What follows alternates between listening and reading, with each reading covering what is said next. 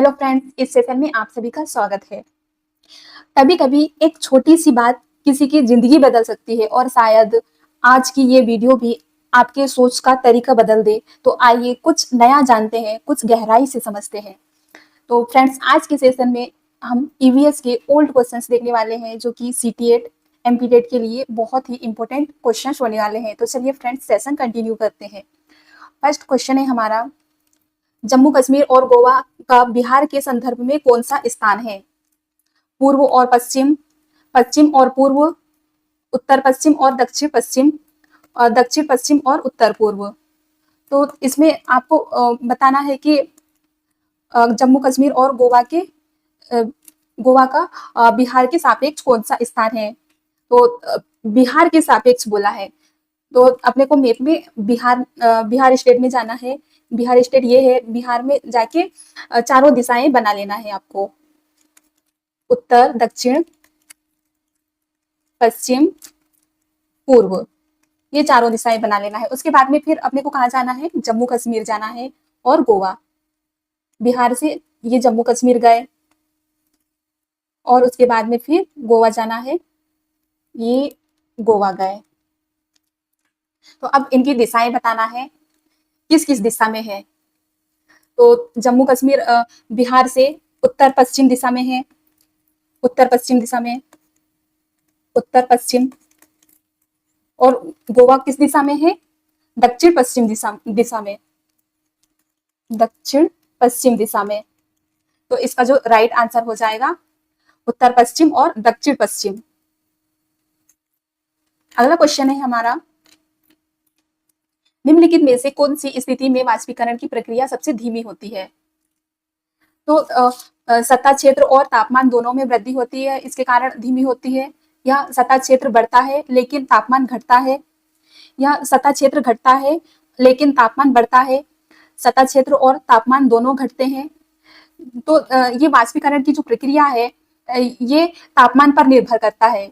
यदि सतह और तापमान दोनों घटते हैं तो वाष्पीकरण की प्रक्रिया धीमी होने लगती है। तो इसका जो राइट आंसर हो जाएगा ऑप्शन नंबर 4, सतह क्षेत्र और तापमान दोनों घटते हैं। अगला क्वेश्चन है हमारा, स्थानों, दूरी और दिशाओं के सापेक्ष की स्थिति को समझने की क्षमता क्या कहलाती है? दिशात्मक कौशल, मानचित्र कौशल, स्थिति कौशल, ग्राफिक कौशल। तो स्थान, दूरी और दिशाओं के सापेक्ष की स्थिति को समझने की जो क्षमता है, इसको मानचित्र के माध्यम से समझते हैं, देखते हैं दिशाएं की कौन सी दिशा में कौन सा राज्य है। इस टाइप से ये मानचित्र के माध्यम से समझते हैं। तो इस क्वेश्चन का जो राइट आंसर हो जाएगा मानचित्र कौशल। अगला क्वेश्चन है, किस राष्ट्रीय पाठ्यक्रम ढांचे एनसीएफ ने प्राथमिक स्तर पर पर्यावरण अध्ययन को एक एकीकृत पाठ्यक्रम क्षेत्र के रूप में पढ़ाने का सिफारिश की थी? NCF 2005, NCF 1988, NCF 2000, NCF 1975। तो ये प्राथमिक स्तर पर पर्यावरण अध्ययन को एकीकृत पाठ्यक्रम का जो क्षेत्र के रूप में पढ़ाने की जो सिफारिश की थी, ये 2000 में की गई थी, एनसीएफ 2000 के तहत। तो इस क्वेश्चन का जो राइट आंसर हो जाएगा एनसीएफ 2000। फ्रेंड्स, इसमें इंपॉर्टेंट पॉइंट भी दिए गए हैं, ये आप देख लीजिएगा। अगला क्वेश्चन की ओर चलते हैं। भारत में किस क्षेत्र में शिफ्टिंग कृषि की प्रथा पाई जाती है? शिफ्टिंग कृषि को और इसे झूम खेती के नाम से भी जाना जाता है। झूम खेती, झूम खेती या स्थानांतरित कृषि के नाम से भी जाना जाता है। तो ये कृषि कौन से क्षेत्र में पाई जाती है? उत्तर पूर्वी क्षेत्र, दक्षिणी क्षेत्र, उत्तर पश्चिमी क्षेत्र, दक्षिण पूर्वी क्षेत्र। तो ये झूम कृषि जो पाया जाता है, ये झूम कृषि ये उत्तर पूर्वी क्षेत्र में किया जाता है, असम वाले एरिया में। तो इस क्वेश्चन का जो राइट आंसर हो जाएगा उत्तर पूर्वी क्षेत्र। अगला क्वेश्चन की ओर चलते हैं। निम्नलिखित में से कौन सा कथन नदी के बांधों से उत्पन्न जल विद्युत के बारे में सही नहीं है? बांध सतह विकास को प्रोत्साहित करते हैं, यह जल या वायु को प्रदूषित नहीं करते हैं, या जल विद्युत सुविधाएं बड़े पर्यावरणीय प्रभाव पर प्रभाव डाल सकती है, या बांध स्थानीय जनजातियों को उनके नदी जीवन से स्थापित कर देते हैं। तो इसमें जल विद्युत का जो उत्पादन होता है ये पर्यावरणीय प्रभाव पर प्रभाव पड़ सकता है, जैसे वन्यजीव का नुकसान और जल स्तर पर बदलाव, और बांध में भी स्थानीय जनजातियों को स्थापित कर सकते हैं। तो इस क्वेश्चन का जो राइट आंसर हो जाएगा, बांध सतत विकास को प्रोत्साहित करते हैं। इस क्वेश्चन का राइट आंसर ए हो जाएगा। अगला क्वेश्चन की ओर चलते हैं। निम्नलिखित में से कौन सा ग्रीन हाउस गैसें हैं? कार्बन डाइऑक्साइड, मीथेन, जलवाष्प, उपयुक्त सभी। तो फ्रेंड्स, इसमें जो कार्बन डाइऑक्साइड, मीथेन, जलवाष्प, ये जो गैसें हैं ये ग्रीन हाउस गैसें हैं, ये सभी गैसें हैं। तो इस क्वेश्चन का जो राइट आंसर हो जाएगा उपयुक्त सभी। उपयुक्त सभी ये ग्रीन हाउस गैस जो पृथ्वी के वायुमंडल को गर्म करके गर्म कर देती है, और ये ग्लोबल वार्मिंग का एक कारण बन जाती है, जिसके कारण ये गैसें हानिकारक प्रभावित करती है। अगले क्वेश्चन की ओर चलते हैं। भारत में ठंडे रेगिस्तान मानसून से प्रभावित क्यों नहीं होते हैं? ठंडे रेगिस्तान में गर्म ग्रीष्मकाल और अत्यधिक ठंडे शीतकाल होते हैं। ठंडे रेगिस्तान हिमालय की वर्षा छाया में स्थित होते हैं। ठंडे रेगिस्तान में वायु बहुत पतली होती है। ठंडे रेगिस्तान बहुत ऊंचाई पर स्थित होते हैं। तो ये रेगिस्तान मानसून जो है ये ठंडे रेगिस्तान हिमालय की वर्षा छाया में स्थित होते हैं। ये इसका राइट आंसर हो जाएगा। ये जो तीनों ऑप्शन है ये प्रभावित होते हैं, और ये ठंडे रेगिस्तान हिमालय की वर्षा छाया में स्थित होते हैं, इससे प्रभावित नहीं होते हैं। तो इस क्वेश्चन का राइट आंसर ये हो जाएगा। अगले क्वेश्चन की ओर चलते हैं। ताजमहल को पीला करने के लिए कौन सा तत्व जिम्मेदार है? Nitrogen dioxide, sulphur dioxide, sulphur, chlorine. तो ताजमहल को पीला करने के लिए वायु प्रदूषण के विशेष रूप से सल्फर डाइऑक्साइड और नाइट्रोजन डाइऑक्साइड के कारण होता है। जो ये गैसें जो होती हैं ये संगठित होकर पत्थरों पर दाग छोड़ देती है, और ये सल्फर डाई और जैसे अन्य प्रदूषित गैसें जैसे ताजमहल को सफेद संगमरमर को पीला कर देती है। तो इस क्वेश्चन का जो राइट आंसर हो जाएगा, सल्फर डाइऑक्साइड के कारण पीला हो जाता है। अगला क्वेश्चन है, गोलकुंडा किला किसने बनवाया था? चोल वंश ने, चालुक्य वंश ने, काकतीय वंश ने, पल्लव वंश ने। तो गोलकुंडा का किला जो है ये काकतीय वंश के द्वारा बनाया गया था, और ये तेलंगाना राज्य में हैदराबाद शहर के पास में स्थित है। और ये जो किला है ये 13वीं शताब्दी में बनाया गया था, ये काकतीय वंश के द्वारा। तो इस क्वेश्चन का जो राइट आंसर हो जाएगा काकतीय वंश। अगला क्वेश्चन है, एक वस्तु का घनत्व 15 ग्राम पर मिलीलीटर और आयतन 3 मिलीलीटर है, तो उसकी द्रव्यमान क्या होगी? इसका द्रव्यमान बताना है। 18 ग्राम, 45 ग्राम, 5 ग्राम, 12 ग्राम। तो इस क्वेश्चन में द्रव्यमान निकालने की बात कर रहा है, तो इसका जो घनत्व है द्रव्यमान निकालने की बात कर रहा है। तो द्रव्यमान बराबर घनत्व, द्रव्यमान बराबर घनत्व इंटू आयतन,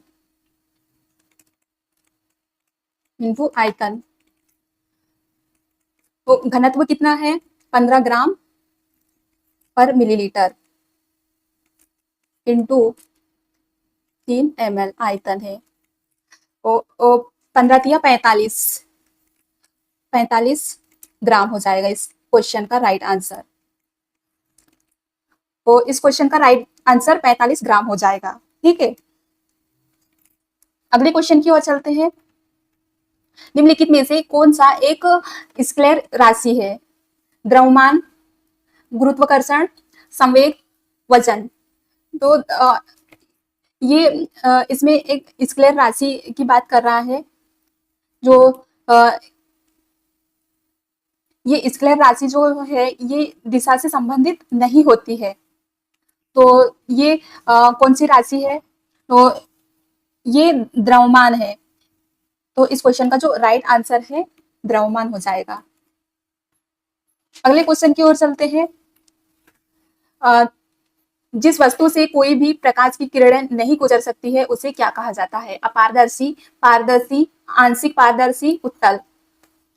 तो इसमें प्रकाश की जो किरणें हैं वो नहीं गुजरती हैं, उसे क्या कहते हैं ये कहा है। तो अपारदर्शी वस्तु जो होती है जिसमें कोई भी प्रकाश की किरणें नहीं गुजर सकती है, जैसे उदाहरण के लिए लकड़ी, धातु आदि। ये लकड़ी से प्रकाश की किरणें एक दूसरे भाग में नहीं जा सकती है, मतलब नहीं गुजरती है। तो ये इसका एग्जाम्पल हो गया। तो इस क्वेश्चन का जो राइट आंसर हो जाएगा अपारदर्शी। इसमें प्रकाश की किरणें नहीं गुजरती है। अगला क्वेश्चन है,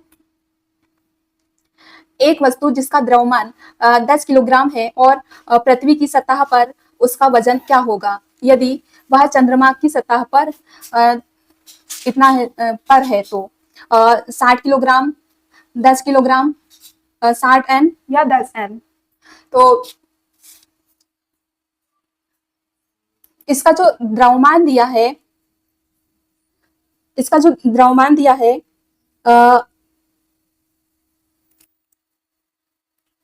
इसकी जो द्रव्यमान की बात करें तो द्रव्यमान कितना दिया है?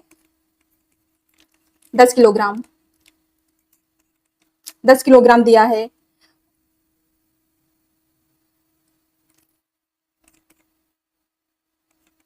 दस किलोग्राम, ठीक है, 10 किलोग्राम, 10 किलोग्राम दिया है। और इसमें जब हम पृथ्वी की सतह पर कोई चीज गिराते हैं तो गुरुत्वाकर्षण खींचता है, जिसके कारण पृथ्वी पर कोई भी चीज पृथ्वी पर आसानी से गिर जाती है। तो इसमें उसी प्रकार चंद्रमा की सतह पर बोला है। तो इसमें जो भार है, भार निकालना है अपने को इसमें। तो इसका जो फॉर्मूला है m इंटू जी, m इंटू जी। तो इसमें अपना द्रव्यमान जो है m, ये 10 किलोग्राम है, 10 किलोग्राम। और g मतलब गुरुत्वाकर्षण, गुरुत्वीय त्वरण का जो मान है 9.8 है, 9.8 मीटर पर सेकंड। ये गुरुत्वाकर्षण का त्वरण मान है, ये आपको याद रखना है। तो जी कितना हो जाएगा? 9.8। अब इसको सॉल्व करना है। तो 98 और ये 10 का 0 आ जाएगा। और ये जो दशमलव लगा है तो ये एक अंक के बाद में दशमलव लग जाएगा, तो ये दशमलव लग गया। तो 0 का तो कोई मान्यता है ही नहीं है। तो टोटल 98 N आ जाएगा, 98 N। तो इस क्वेश्चन का जो राइट आंसर हो जाएगा 98 N। लेकिन इस ऑप्शन में 98 दिया ही नहीं है, 98 दिया ही नहीं है। तो अपन इसमें 98 लिख देते हैं, 98 N इसका राइट आंसर हो जाएगा। अगले क्वेश्चन की ओर चलते हैं। एक घुलनशील पदार्थ के घुलने की दर किस पर निर्भर करती है? दबाव पर, तापमान पर, सतही क्षेत्र पर, वजन पर। तो एक घुलनशील पदार्थ के घुलने की जो दर है ये किस पर निर्भर करती है? तो ये निर्भर करती है तापमान पर निर्भर करती है। तो इस क्वेश्चन का जो राइट आंसर हो जाएगा तापमान। अगला क्वेश्चन है, सुषमा चाहती है कि उनके विद्यार्थी वृक्षों के संरक्षण के लिए संवेदनशील हो और इसके लिए सबसे उपयुक्त रणनीति कौन सी होगी? तो इसमें सबसे बेहतर रणनीति बतानी है आपको। कक्षा में बहस आयोजित करके करेगी, समूह चर्चा करके करेगी, या पोस्टर बनाकर करेगी, या बच्चों को एक पौधा गोद लेने और उसकी देखभाल करने में मदद करेगी। तो इसमें सबसे अच्छी वाली पॉइंट चुनना है अपने को, सबसे अच्छा। तो कक्षा में बहस आयोजित करके तो नहीं करेगी, ये तो गलत है। समूह चर्चा करके करेगी, समूह चर्चा करके करेगी, या पोस्टर बनाकर करेगी। तो इसमें जो राइट आंसर हो जाएगा, ये बच्चों को एक पौधा गोद लेने और उसकी देखभाल करने में मदद करेगी। ये सबसे अच्छा आंसर है, सबसे अच्छा ऑप्शन है बच्चों के लिए, कि बच्चों को संरक्षण के लिए संवेदनशील करेगी। तो ये सबसे अच्छी उपयुक्त रणनीति है। तो इस क्वेश्चन का जो राइट आंसर हो जाएगा ऑप्शन नंबर 4। अगला क्वेश्चन है, अभय ने अपने छात्रों से यह सर्वेक्षण करने के लिए कहा कि उनके पड़ोस में लोग किस प्रकार की बीमारी से पीड़ित है। यह सर्वेक्षण पाठ्यपुस्तक में नहीं दिया गया था। इस शिक्षण सीखने की रणनीति के लिए कौन सा विकल्प अप्रासंगिक है। इसने समुदाय के साथ बातचीत करने का अवसर प्रदान किया। इसने बच्चों को जीवन के वास्तविक अनुभवों से जोड़ने में मदद की। इसने बच्चों को डेटा हैंडलिंग समझने और एक साथ काम करने में सक्षम किया, या इसने समुदाय को उन बीमारियों के बारे में समझने में मदद की जिनसे वे पीड़ित थे। तो इसमें जो आंसर हो जाएगा ऑप्शन नंबर 4, क्योंकि इसमें जो बीमारी से पीड़ित थे उन व्यक्ति उनकी मदद की, उनको समझाने में मदद की, जिन वो व्यक्ति जो जिन बीमारी से पीड़ित थे उनको। तो इस क्वेश्चन का जो राइट आंसर हो जाएगा ऑप्शन नंबर 4। अगला क्वेश्चन है, आपातकालीन स्थितियों के बारे में बात करने के लिए प्री ने बच्चों से पूछा कि जब उन्होंने किसी आपातकाल का सामना किया तो उनके अनुभव क्या थे। बच्चों ने आग, बिजली के झटके और सड़क दुर्घटनाओं के बारे में अपने अनुभव बताए, और उसने सवाल पूछे कि उनकी मौजूदा समझ का आकलन किया और सुरक्षा के पहलुओं पर चर्चा की, जैसे कि सड़क सुरक्षा विज्ञापन और एलपीजी और बिजली के बिल का प्रयोग करके आग और बिजली के झटके के सुरक्षा दिशा निर्देशों पर चर्चा की। प्रिय द्वारा अपनाया गया सबसे उपयुक्त दृष्टिकोण कौन सा था। इस पे आपको बताना है कि ये अनुभव बताए गए हैं, ये सबसे ज्यादा उपयुक्त कौन सा है। संज्ञानात्मक दृष्टिकोण, या उसे मानसिक दृष्टिकोण भी कहते हैं, अनुभवात्मक शिक्षण दृष्टिकोण, जांचात्मक दृष्टिकोण, या मानवतावादी दृष्टिकोण। तो इसमें जो बच्चों के वास्तविक अनुभव पर आधारित जो शिक्षा दी और उनकी सुरक्षा के बारे में जो जानकारी बताने की कोशिश की, उसमें उनके अनुभव शिक्षण दृष्टिकोण का उदाहरण है, क्योंकि ये जो है बच्चों के अनुभव और वास्तविक जीवन परिस्थितियों को ध्यान में रखते हुए सीखने की प्रक्रिया को बढ़ावा देता है। तो इस क्वेश्चन का जो राइट आंसर हो जाएगा जांचात्मक दृष्टिकोण। अगला क्वेश्चन है, समुदाय एक महत्वपूर्ण शिक्षा और अध्ययन संसाधन क्यों है। यह सस्ता और सुलभ है, यह बुजुर्ग लोग समझदार होते हैं और उनके पास समय होता है, यह वास्तविक सेटिंग और सीखने का अवसर प्रदान करते हैं, या यह आप समुदाय में उपलब्ध सभी ज्ञान को बिना आलोचना के स्वीकार करते हैं।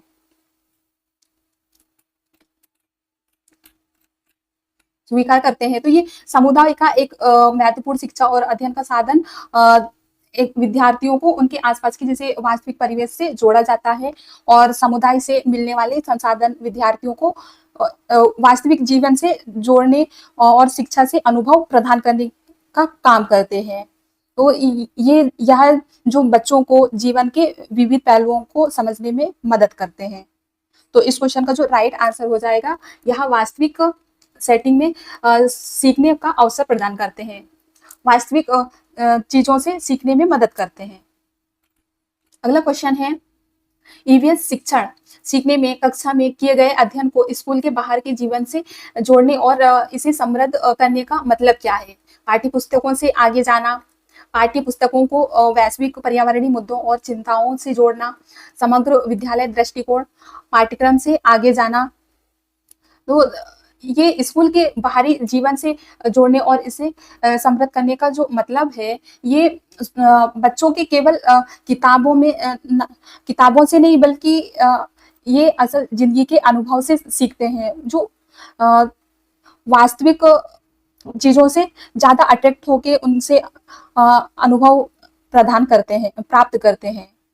ये बच्चों को अधिक व्यवहारिक दृष्टिकोण से सोचने समझने की क्षमता प्रदान करते हैं। तो इस क्वेश्चन का जो राइट आंसर हो जाएगा, पाठ्य पुस्तकों से आगे जाना, मतलब कि पाठ्य पुस्तक से बाहरी जीवन में जाना, बाहरी जीवन से जोड़ना। अगला क्वेश्चन है, कक्षा 3 के विद्यालयों को रमा ने सिखाया कि एक पिता, माता और उनके बच्चे परमाणु परिवार बनाते हैं, और यदि दादा दादी और अन्य रिश्तेदार साथ रहते हैं तो वह विस्तारित परिवार कहलाता है। तो इसके बारे में आपका क्या विचार है? परिवार एक परिभाषा गलत है, रमा अपने छात्रों के प्रति असंवेदनशील की बातें की है, या शिक्षण सीखने का दृष्टिकोण समावेशी नहीं है, या परिवार की संकल्पना को इस तरह सिखाना चाहिए। तो ये जो परिवार की जो अवधारणा है, इसमें अलग अलग संस्कृति में परिवारों की संरचना अलग अलग हो सकती है, इसलिए ये परिभाषा बच्चों के लिए सीमित हो सकती है। तो ये इसका जो आंसर हो जाएगा, शिक्षण सीखने का दृष्टिकोण समावेशी नहीं है। ये इस क्वेश्चन का राइट आंसर हो जाएगा, जिसमें सिर्फ एक प्रकार के परिवार की परिभाषा को प्रस्तुत करता है, क्योंकि जबकि इसमें अनेक प्रकार के परिवार होते हैं, और इसमें एक ही परिवार को समझाया गया है, इसलिए ये गलत है। अगला क्वेश्चन की ओर चलते हैं। निम्नलिखित में से कौन सी गतिविधियां ईवीएस कक्षा में की जाती है? चित्र पढ़ाना, क्षेत्र यात्रा, ब्लैक बोर्ड का प्रयोग, उपयुक्त सभी। तो ईवीएस की कक्षा में जो प्रयोग की जाती है, ये सभी चीजें की प्रयोग की जाती है। चित्र के माध्यम से भी बच्चा अट्रैक्ट होकर अच्छे से सीखता है, और चित्र को देख के अपने अनुभव को बताता है, और क्षेत्र के माध्यम से और ब्लैक बोर्ड के उपयोग से भी सीखता है। तो ये सभी चीजें आ जाएगी। तो इस क्वेश्चन का जो राइट आंसर हो जाएगा, उपयुक्त सभी। अगला क्वेश्चन है, ईवीएस पाठ्यक्रम बच्चों की समग्र शिक्षा को कैसे बढ़ावा दे सकता है? एकीकृत हो, या समावेशित हो, या थेमेटिक हो, या उपयुक्त सभी। तो ये ईवीएस की कक्षा में सभी से बढ़ावा मिलता है। एकीकृत से भी मिलता है, समावेशित से भी मिलता है, और थेमेटिक से भी मिलता है। तो ये उपयुक्त सभी आ जाएगा। इस क्वेश्चन का आंसर उपयुक्त सभी हो जाएगा। अगला क्वेश्चन है, ईवीएस पाठ्यक्रम में एक अध्याय है जो 7 के बाजा बजाने वाले पर है। इसका जो उद्देश्य है, बच्चों को सचेत करना और जागरूक करना कि यह एक अवैध कृत्य है, या सांप के बाजा बजाने वालों के लिए, क्योंकि बच्चे अब इन्हें अक्सर नहीं देखते। ये सांप के बाजा बजाने वाले सांपों को नुकसान नहीं पहुंचाते, और उन्हें उनके आजीविका से वंचित करने से पहले उनके लिए विकल्प प्रदान किए जाने चाहिए, या जानवरों की देखभाल एक अच्छा आजीविका का स्रोत है। तो ये सांप के बाजा बजाने पर जो इसका जो उद्देश्य है, इसमें बच्चों को जागरूक करने के लिए बताया गया है कि सांप के बाजा बजाने वाले सांपों को नुकसान नहीं पहुंचाना चाहिए। उन्हें आजीविका से वंचित करने से पहले उनके लिए एक अच्छा विकल्प प्रदान किया जाना चाहिए। इसके बारे में जागरूक किया गया है बच्चों को। तो इस क्वेश्चन का जो राइट आंसर हो जाएगा, ऑप्शन नंबर सी। अगला क्वेश्चन की ओर चलते हैं। विद्यालय में मध्याह्न भोजन के समय से संबंधित सबसे उपयुक्त विकल्प क्या है? इसका शिक्षण सीखने से कोई संबंध नहीं है। यह ईवीएस शिक्षण सीखने के लिए एक अच्छा अवसर है। यह बच्चों के लिए है जो स्कूल में खाली पेट आते हैं। यह शिक्षण सीखने का बहुत समय बर्बाद करता है। तो विद्यालय में जो मध्याह्न भोजन का जो समय से संबंधित एक अच्छा विकल्प कौन सा है वो चुनना है। तो इसमें सीखने ईवीएस शिक्षण सीखने के लिए एक अच्छा अवसर है। ये इसका राइट आंसर हो जाएगा।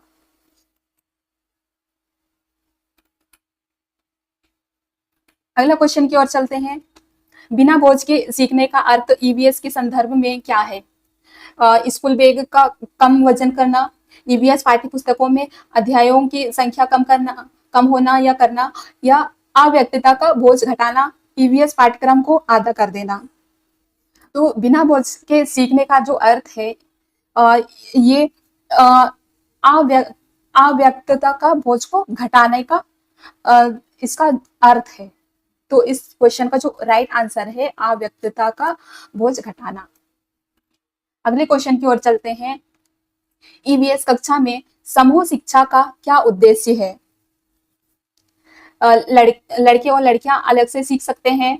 उच्च प्रदर्शन करने वाले और कम प्रदर्शन करने वाले छात्रों को अलग करना और सुधारात्मक शिक्षा देना, सहयोग के मूल्य को बढ़ावा देना और मिलकर काम करने की प्रवृत्ति को प्रोत्साहित करना, ताकि प्रत्येक बच्चा सक्रिय रूप से भाग ले और सीखे, या छात्रों को आसानी से प्रबंधित करना और कार्यभार को कम करना। तो ईवीएस कक्षा में जो समूह शिक्षा का जो मेन उद्देश्य है ये सहयोग के मूल्यों को बढ़ावा देना और मिलकर सारे बच्चे मिलकर एक साथ काम करने की प्रवृत्ति को प्रोत्साहित करता है, ताकि प्रत्येक बच्चा सक्रिय होके भाग ले और सीखे इसमें। तो इस क्वेश्चन का जो राइट आंसर हो जाएगा ऑप्शन नंबर 3। अगले क्वेश्चन की ओर चलते हैं। बाला का पूर्ण रूप है। तो इसमें बाला का जो अर्थ है ये बताना है। वो brain aided learning assessment. Second option है braille ears learning aid. Third option है building ears learning aid. Fourth option है ब्रेल एडेड लर्निंग असेसमेंट। तो बाला का जो पूर्ण रूप है ये बिल्डिंग अस लर्निंग एड है। क्या हो जाएगा इस क्वेश्चन का राइट आंसर? बिल्डिंग अस लर्निंग एड, जिसमें स्कूल के भवन और इसके विभिन्न संरचनाओं का शिक्षा में सहायक उपकरण के रूप में उपयोग किया जाता है। अगला क्वेश्चन है। वैकल्पिक ढांचे का क्या अर्थ है? विभिन्न भौतिक घटनाओं के पाठ्य पुस्तक की व्याख्याएं, या ऐसे विचार जो अवधारणाओं की औपचारिक रूप से स्वीकार की गई व्याख्याओं से अलग होते हैं, या वे विचार जो वर्तमान में वैज्ञानिकों और सामाजिक वैज्ञानिकों द्वारा स्वीकार किए गए हैं, या सभी विचार जो बच्चों द्वारा दृढ़ता से रखे जाते हैं। तो ये वैकल्पिक ढांचे का जो अर्थ है ये ऐसे विचार जो अवधारणा के औपचारिक रूप से स्वीकार की गई व्याख्या को अलग करते हैं। तो इस क्वेश्चन का राइट आंसर हो जाएगा ऑप्शन 2। अगला क्वेश्चन है। महिलाएं पुरुषों से कमजोर होती है क्योंकि? मिथक, वैज्ञानिक तथ्य, रूढ़िवाद, या अंधविश्वास। तो ये रूढ़िवादिता जो सोच है ये किसी विशेष समूह को अन्य समूह से कम मानने की प्रवृत्ति को प्रकट करता है, जो ये सामाजिक पूर्वाग्रह और धारणा से जुड़ा हुआ है और ये किसी वैज्ञानिक तथ्य या तर्क समर्थन नहीं करता है। तो क्योंकि ये रूढ़िवादिता विचारधारा है जिसमें महिलाओं को पुरुषों से कमजोर समझा जा रहा है, जो समानता के सिद्धांत के खिलाफ है। तो इस क्वेश्चन का जो राइट आंसर हो जाएगा रूढ़िवादिता। तो फ्रेंड्स आज के लिए इतने ही क्वेश्चन हैं। Thank you, thanks for watching.